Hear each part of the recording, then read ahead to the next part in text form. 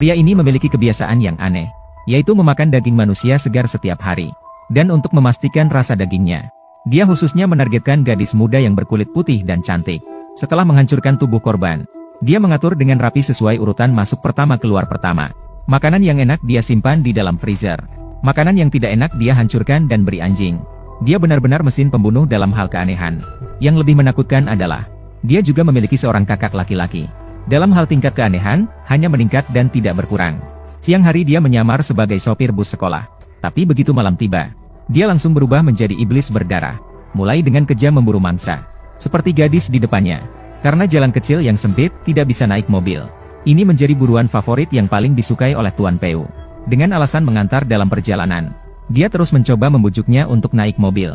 Awalnya, gadis itu juga sangat waspada. Tapi sayangnya, si tua berhasil merayunya. Ditambah lagi dengan tanda yang mengurangi kewaspadaan seperti bus sekolah. Sulit untuk tidak memberikan perasaan bertemu dengan orang baik. Namun, setelah naik ke dalam mobil, semua suasana berubah. Lau Peu tidak lagi berbicara. Mobil mulai bergerak menuju daerah terpencil. Ketika gadis itu menyadari, semuanya sudah terlambat.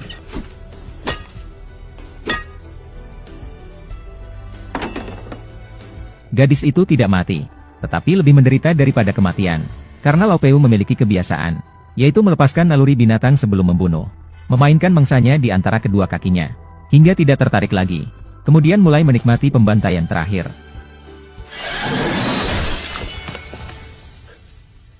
Jika dikatakan bahwa akhir dari setan adalah kematian, akhir cerita Peu yang lama itu, dapat dikatakan matinya membuat orang senang.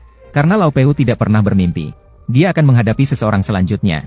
Akan menjadi keberadaan yang bahkan membuat setan takut. Di jalan kecil yang sama, Lau Peu bertemu mangsa baru. Gadis ini terjebak di dalam mobil karena ban pecah. Hanya bisa tinggal di dalam mobil dan menunggu bantuan di jalan. Kendaraan sekolah tua tetap berada di tempatnya. Pertama, dia berpura-pura menjadi orang baik dan menyapa. Kemudian dia berpura-pura memeriksa kondisi ban. Dia bilang padamu bahwa dia benar-benar orang yang baik hati. Tapi kali ini tidak peduli bagaimana dia berpura-pura. Gadis itu tetap waspada. Dia bahkan tidak berani menurunkan jendela mobil terlalu banyak. Dia segera menelepon pacarnya, Suhyun. Sayangnya, Suhyun bekerja di Badan Intelijen Nasional. Dia tidak bisa membantu dia saat itu juga. Tapi ada satu hal. Jangan turun dari mobil sama sekali. Harus menunggu bantuan jalan. Setelah menutup telepon, gadis itu dengan tegas menolaknya. Namun, tampaknya si tua juga sedikit waspada. Setelah mengamati sekeliling, dia pergi perlahan-lahan. Namun yang aneh adalah, beberapa saat kemudian, bus sekolah tua tetap berada di tempatnya. Tidak ada niat untuk pergi. Gadis itu dengan gugup menyalakan lampu mobil. Hasilnya,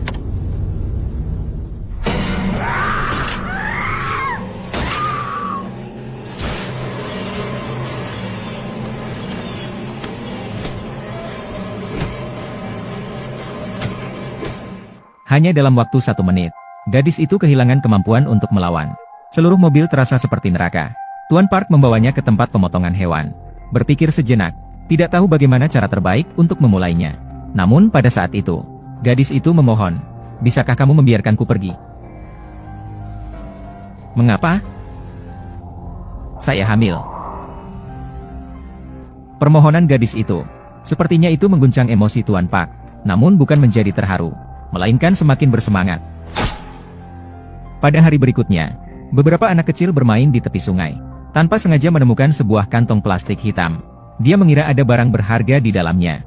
Ternyata ketika dibuka, ternyata itu adalah sepotong telinga yang terpotong. Polisi segera tiba, dan melakukan pencarian intensif. Menemukan sisa-sisa kepala. Hanya adegan kekejaman dan kekejaman ini, membuat siapapun yang melihatnya terguncang. Saat kepala itu diangkat ke darat, baik Yijie maupun Xiuxian terkejut dan terpaku di tempat. Rasa putus asa dan kehilangan harapan muncul secara alami. Tidak ada yang tahu bagaimana Siwon bertahan. Ketika atasan melihatnya, Siwon sudah menghapus air matanya, dan mengambil cuti berduka yang cukup lama. Atasan tidak memperdulikannya, bahkan memberitahu Siwon untuk beristirahat lebih lama, kembali bekerja setelah kondisinya membaik. Namun yang tidak diketahui atasan adalah, alasan Siwon mengambil cuti panjang, bukan untuk meredakan perasaannya sendiri, tetapi untuk memberikan batas waktu kematian kepada Tuan Park. Melalui informasi yang diperoleh dari kantor polisi, Siwon berhasil mengidentifikasi 4 tersangka. Mereka semua memiliki catatan kriminal, dan pernah muncul di sekitar tempat kejadian. Siwon tidak berbicara banyak. Dia mencari mereka satu persatu. Setelah menggunakan beberapa tindakan kekerasan, 2 di antaranya segera dieliminasi. Dan dia mengunci pandangannya pada Tuan Park. Awalnya Siwon juga tidak yakin itu dia. Namun setelah menyelidiki rumah Tuan Park, dia menemukan istrinya hilang. Hanya meninggalkan orang tua dan seorang anak laki-laki di rumah. Dan tidak kembali selama 6 tahun setelah pergi. Jadi orang seperti ini pasti memiliki gangguan psikologis. Tetapi yang membuat Suhyun yakin adalah di dalam rumah kaca tempat kerja Pak Park, dia menemukan banyak lemari yang terkunci. Cobalah bertanya, di tempat yang begitu sederhana ini, apalagi yang layak dicuri? Suhyun membuka lemari dengan paksa. Di dalamnya penuh dengan pakaian dalam wanita dan berbagai macam perhiasan dan sepatu. Sekarang, Pak Park adalah pembunuh tanpa keraguan dan mengikuti ke tempat yang lebih dalam. Rumah ini penuh dengan noda darah yang belum kering. Bau darah memenuhi seluruh rumah. Dan di dalam bak pembuangan, Suhyun menemukan sebuah cincin. Cincin pernikahan yang telah dia sepakati dengan istrinya. Suhyun tidak berniat melaporkan ke polisi. Dia juga tidak pernah berpikir untuk menggunakan cara yang adil untuk membalas dendam. Sementara itu, Pak Park mengendarai bus sekolah. Sekali lagi menargetkan mangsanya hari ini. Dia di antara banyak siswa. Dia tertarik pada seorang mahasiswi yang putih dan bersih. Menunggu hingga tidak ada orang di sekitar. Dia langsung mengikatnya kembali ke tempat tinggalnya sendiri. Semakin gadis itu berjuang, wajah jahat tua Peu semakin bersemangat. Juga di saat-saat terakhir ini, tiba-tiba suara aneh mengganggunya. Peu berhenti bergerak. Dia mengambil sabit di sampingnya dan pergi mengikuti suara itu. Setelah menyalakan lampu, terkejut menemukan si Yuxian yang menunggu di pintu. Peu menyadari bahwa dia terbongkar. Namun yang tidak dimengerti adalah, mengapa hanya si Yuxian seorang? Apa maksudmu dengan seorang?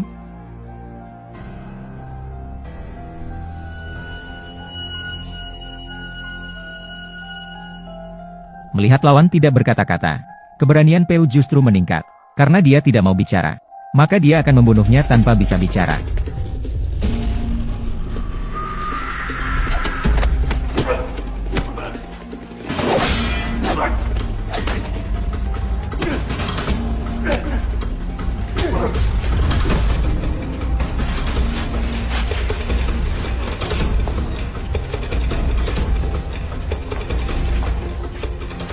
Peu sama sekali tidak bisa membayangkan. Orang yang dia temui kali ini sangat kuat. Tidak lama setelah itu, dia dicekik oleh si Yuxian sehingga tidak bisa bernapas. Namun yang aneh adalah, si Yuxian tidak membunuh Peu. Tapi saat Peu pingsan, dia memasukkan sesuatu ke mulutnya. Setelah pastikan Tuan Park menelan, dia menginjak lengan dan pergi dari sini. Menonton drama dalam kabut. Setelah Tuan Park bangun, dia sangat sakit. Tetapi yang lebih membuat bingung adalah lukisan. Ternyata Suhyun meninggalkan biaya pengobatan. Seperti takut dia mati dalam drama. Tuan Park tidak mengerti mengapa. Tapi tidak perlu dipikirkan terlalu banyak. Yang terpenting adalah meninggalkan tempat ini terlebih dahulu. Di jalan keluar, Lau Peu mendapat tumpangan. Tapi, kebetulan atau tidak, informasi pengemudi di mobil ini tidak ada kesamaan dengan pengemudi sebenarnya. Ditambah dengan tanda-tanda pertarungan yang berantakan. Old Park langsung mengerti dengan sekali pandang. Dia sedang menghadapi perampokan. Tapi apa artinya ini? Dia sudah marah sejak awal. Kali ini dia punya tempat untuk melampiaskan. Apalagi, dia tidak berniat membayar sejak awal. Kamu punya keberuntungan yang buruk.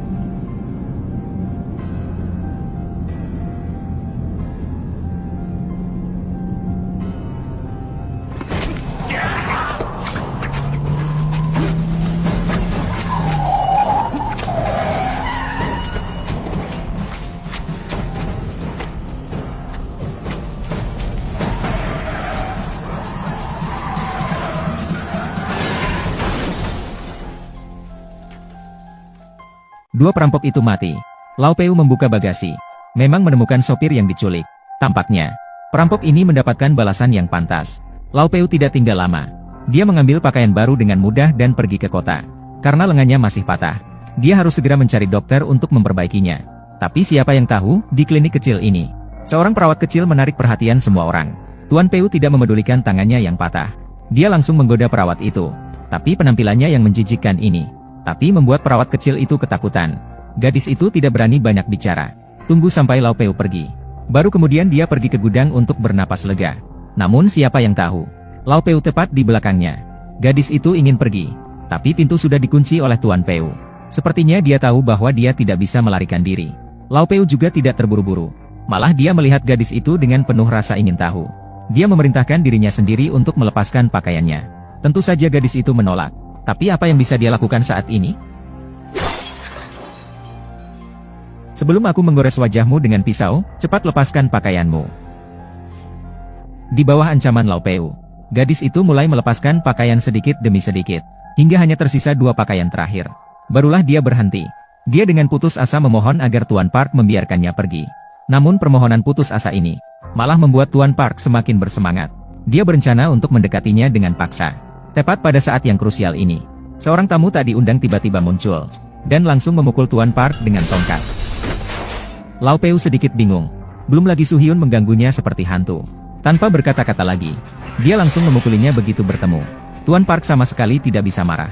Yang lebih kejam lagi, kali ini dia bahkan ingin mematahkan kakinya untuk mencegahnya dari kehilangan kendali. Untuk menghindari dirinya dari kehilangan kendali, Su Hyun bahkan meminta perawat untuk menunggu, untuk memastikan Tuan Park tidak akan mati sebelum pergi.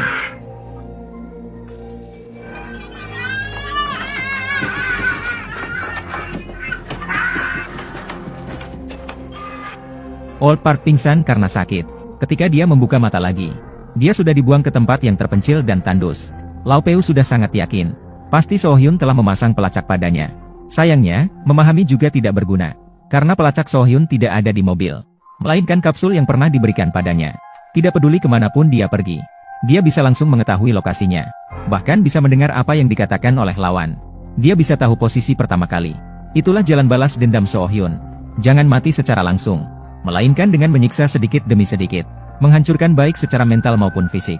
Balas dendam yang sangat menghancurkan, seperti seorang pemburu yang menangkap mangsa, menangkap dan melepaskan lagi, menikmati sensasi menangkap dan menyiksa di dalamnya. Setelah memahami hal ini, Tuan Park juga tidak berniat memberikan kesempatan lagi, apalagi bagi orang gila ini. Siapa yang menjadi mangsa belum tentu. Tuan Park bersiap untuk meninggalkan mobil, berencana mencari mobil yang aman dan melanjutkan perjalanan. Hanya saja hari ini kurang beruntung. Ketika melihat penampilan mobil tersebut, memang agak takut. Ada apa? Apakah ada kecelakaan? Tuan Park melihat ke arah lawan, kemudian melihat ke arah tentara di belakang mobil. Lebih baik memutuskan untuk pulang sendiri. Tapi kali ini dia tidak pulang ke rumah, malah mencari adiknya sendiri. Seorang iblis pemakan manusia yang sama gila. Mereka juga memiliki seorang teman wanita. Meskipun tidak tahu situasi orang ini, tapi pasti bukan orang baik-baik. Ketika malam tiba, si gemuk mulai menyiapkan bahan makanan lagi. Dia dengan sembarangan menarik seorang wanita, langsung ingin membongkar orang itu. Saat ini, Su Hyun tidak bisa lagi tetap diam. Dia diam-diam masuk ke dapur belakang, langsung datang ke depan si gemuk.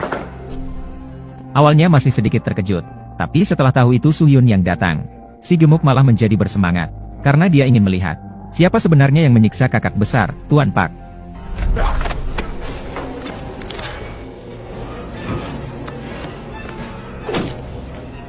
Sayangnya, si gemuk hanya memiliki kekuatan fisik, tapi dia tidak memiliki pengalaman bertarung. Dia sama sekali bukan lawan untuk Su Hyun. Tidak lama kemudian dia diikat, seperti orang lain yang dia perlakukan dengan kejam. Setan juga datang kepadanya seperti yang dijanjikan. Tapi ketika Su Hyun ingin melanjutkan serangannya, namun, Lau Peu masuk dengan senapan berburu. Su Hyun hanya bisa melarikan diri melalui jendela. Dia masuk ke kamar lain untuk mencari kesempatan lagi. Namun, dia belum menemukan stabilitas. Tetapi dia terlebih dahulu ditemukan oleh seorang wanita. Serangannya tidak berhasil. Malah dia dipukul pingsan dengan satu pukulan.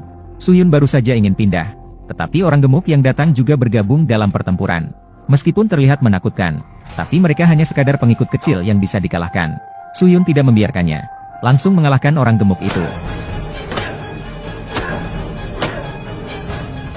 Melihat Lau Peu mendekat dengan senapan berburu, Su Hyun segera melemparkan kotak kait.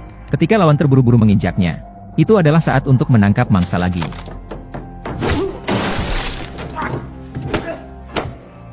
Menghantam belakang kepala Lau Peu, Su Hyun tidak tahu berapa kali dia memukul dengan keras.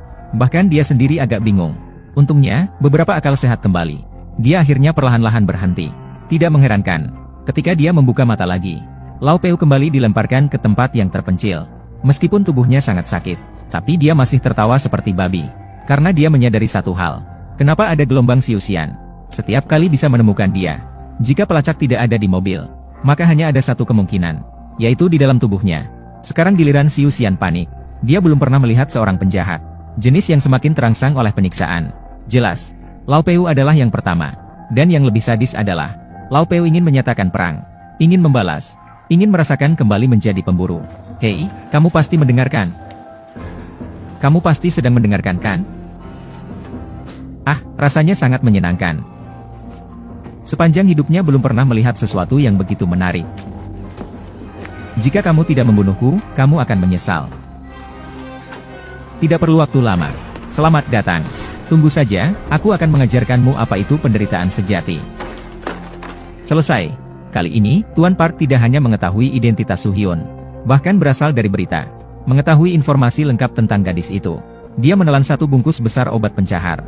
Berhasil mengeluarkan alat penyadap itu. Membuat Soo-hyun tidak memiliki kesempatan untuk mengikuti. Dan tujuannya selanjutnya hanya satu, yaitu pergi ke rumah gadis itu. Memberikan pukulan berat kepada Soo-hyun. Sayangnya, Soo-hyun tidak tahu apa yang dipikirkan Tuan Park. Sekarang dia kehilangan arah. Seperti lalat tanpa kepala yang berputar-putar. Namun dia tidak tahu. Tetapi orang lain pasti tahu sesuatu. Itu adalah orang gemuk yang sama-sama aneh. Soo-hyun datang ke rumah sakit. Melewati pengawasan polisi. Pengawasan yang ketat. Akhirnya menemukan satu sama lain di tempat tidur rumah sakit. Dia menginterogasi orang gendut dengan keras. Tuan Park yang tidak punya tempat untuk pergi. Akhirnya akan pergi kemana? Si gemuk masih agak bingung. Tapi setelah dia menyadari, dia malah tertawa dengan sangat senang. Karena dia tidak mengerti apa yang terjadi. Lau Peu adalah pria yang harus membalas amarahnya. Dan dia akan membalas dengan kejam berlipat ganda. Sementara si Xian peduli dengan keluarganya. Lau Peu pasti akan memulai dengan keluarganya. Sampai semua kerabatnya mati. Orang itu sebelum membunuh setiap kali akan memberikan sensasi kepada lawannya terlebih dahulu. Keluargamu pasti senang. Mendengar suara tawa si gemuk, si Xian tidak bisa menahan diri lagi. Dia langsung membuka mulut orang itu. Kalau begitu, biar dia tidak bisa menutup mulutnya seumur hidup. Biarkan dia tidak bisa menutup mulutnya seumur hidup. Setelah menyelesaikan urusannya, si Xian segera menuju rumah mertuanya dengan terburu-buru. Dia menelepon dengan keras sepanjang jalan. Tapi dia tidak pernah mendapatkan orang yang menjawab telepon. Ketika si Xian tiba di rumah mertuanya, dia hanya melihat polisi yang mengelilingi. Mertuanya dipukuli hingga babak belur. Meskipun masih bernapas, namun segera mencapai ujungnya. Yang lebih disayangkan adalah, istri memiliki seorang adik perempuan, yaitu bibi kecil dari Siu Huan. Ketika menemukannya, dia sudah dilemparkan telanjang ke tumpukan sampah. Dan tidak ada tanda-tanda selamat lagi. Sekarang Siu Huan benar-benar hancur. Dia tidak pernah berpikir tentang nafsu pribadinya akan menyebabkan penderitaan seperti ini bagi keluarganya. Namun penyesalan sudah terlambat. Kali ini dia akan membunuh. Dia akan menghabisi Park dengan kejam. Tidak memberikan kesempatan bernafas sedikit pun bagi lawannya. Namun harus diakui, meskipun Park adalah seorang binatang, namun dia adalah binatang yang cerdas. Dia memilih untuk melaporkan ke polisi. Meskipun harus menghabiskan sisa hidupnya di penjara, dia tidak akan pernah merasa puas dengan kepuasan balas dendam Siu Huan. Dan tindakan ini benar-benar menusuk hati Siu Huan seperti membunuh. Park pergi sendirian ke pusat kota. Setelah pastikan polisi mengikutinya, barulah dia berani keluar. Dia ahli dalam dua bidang. Memohon agar keadilan melindunginya dengan segera. Namun saat polisi bergerak, akhirnya, di saat terakhir, berhasil menculik Pak Pusaka.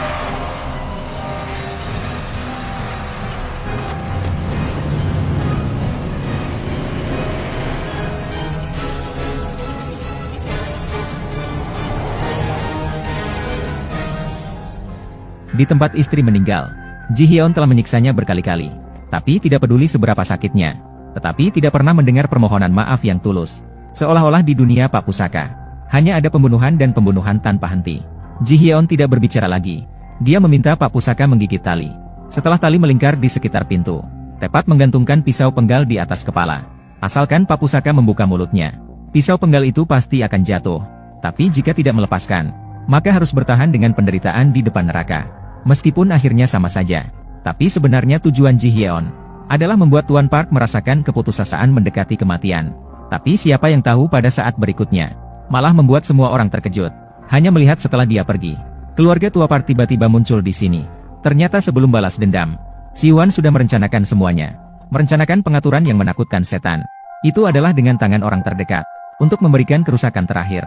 Namun, ketika tua Park mendengar suara anaknya, dia tidak bisa menahan diri lagi. Meledakkan rasa takut yang belum pernah ada sebelumnya. Dia ingin berteriak keras, memberitahu keluarganya untuk tidak membuka pintu. Hanya saja semakin dia ingin berteriak, keluarga di luar semakin gelisah. Semakin ingin membuka pintu penghalang ini. Jangan, ibu, jangan. Apakah kamu baik-baik saja? Jangan.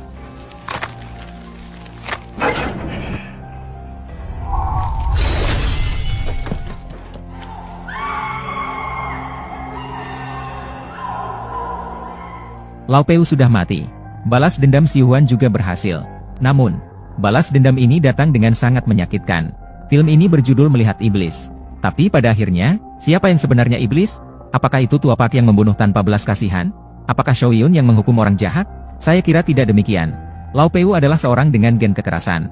Dia adalah seorang penjahat yang tidak mengikuti hukum dan kemanusiaan. Tindakannya menakutkan. Namun, dia akan ditindas oleh orang yang lebih kuat. Jadi, dia hanya seorang penderita gangguan mental. Namun, melihat Shoyun, apakah dia juga setan? Seseorang dengan kecerdasan tinggi. Seorang pejabat tinggi yang bekerja di CIA. Seseorang yang ingin membalas dendam atas kematian istrinya.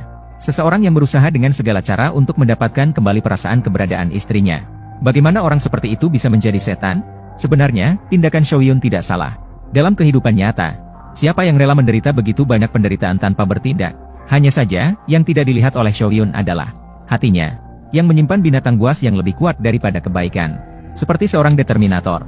Dia tahu dia akan kalah. Dia tahu akhir yang menantinya pasti akan hancur. Namun di dalam hatinya ada binatang liar yang selalu menipunya sendiri. Mendorongnya untuk bertindak dengan cara yang bertentangan dengan keinginannya. Akhirnya membuatnya terjerumus ke dalam jurang. Setiap orang memiliki sisi baik dan jahat dalam hatinya. Sebagian besar orang akan menekan binatang buas yang jahat di dalam hatinya. Menunjukkan sifat kebaikannya. Sebenarnya balas dendamnya sangat mudah bagi Suhyun. Dia hanya perlu membunuh Oh Bok dengan satu tebasan. Untuk mencapai hasil akhir yang diinginkannya. Namun dia tidak melakukannya. Malah dia bermain permainan kucing dan tikus. Ingin merusak lawan secara perlahan secara mental. Namun justru dalam proses ini, dia mulai kehilangan dirinya. Kehilangan hukum. Kehilangan nurani dan sisi kemanusiaannya. Membuatnya menjadi iblis dan melawan iblis. Bahkan jika ayah mertua dan adik iparnya dibunuh. Masih ada keyakinan balas dendam yang menghantuinya. Mengakibatkan Suhyun tidak pernah menelan kekecewaan ini. Sampai setelah Lao Peu mati sepenuhnya. Dunia dalam hatinya juga hancur seketika. Akhirnya dalam kegelapan. Melihat binatang buas yang menguasai seluruh hatinya. Melihat dengan jelas semua yang telah dilakukannya. Inilah mengapa pada akhirnya, Old Park mengatakan satu kalimat padanya. Aku, tidak ada rasa sakit. Di tempatku ini, aku tidak bisa mendapatkan apapun. Kamu sudah kalah. Ya, Xiu Xian yang tampak sukses. Sebenarnya dia kalah dengan tuntas. Dibandingkan dengan Lao Peu yang tidak memiliki hati nurani. Xiu Xian bisa dikatakan kalah dengan malu-malu. Meskipun sutradara membuat film tentang balas dendam, tapi sebenarnya ingin memberitahu semua orang. Balas dendam juga membutuhkan banyak pengorbanan yang menyakitkan. Jangan lupa, ketika kamu menatap jurang, sebenarnya jurang juga menatapmu. Jadi, jika hidup tidak berjalan sesuai keinginan, jangan menatap jurang. Hiduplah dengan baik, hanya dengan menjadi lebih baik dan kuat. Itu adalah balasan yang pedih terhadap semua penderitaan.